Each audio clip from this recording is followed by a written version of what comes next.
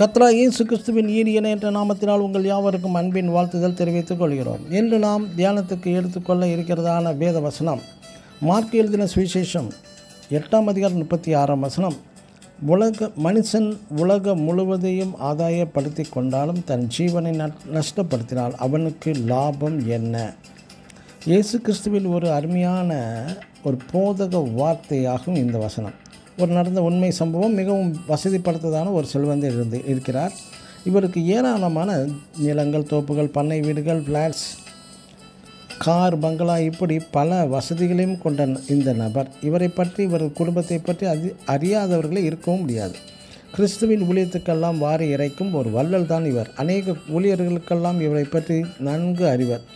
ஆனால் தனது சொந்த குடும்பத்தை சரிவர நடத்த தெரியாத ஒரு மதியீனமான மனிதர். எப்படி என்றால் தனது சொந்த மகளையும் மருமகனையும் சபித்து விட்டு வீட்டை விட்டு விரட்டிவிட்டார்.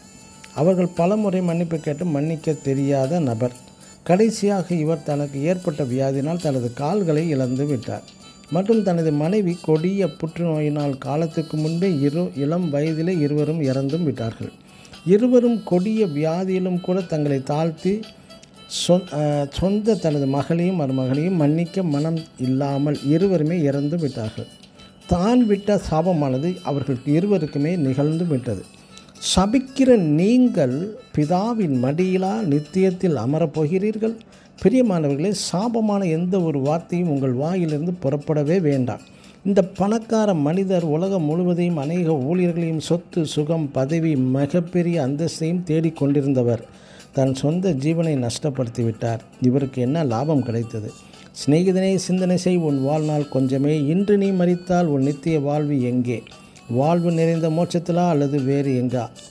பிரியமானவர்களே, உங்கள் ஆத்மா விலையேற பெற்றது. அது மிகவும் உயர்ந்தது. நஷ்டப்படுத்தி விடாதீர்கள். ஆமென். God bless you.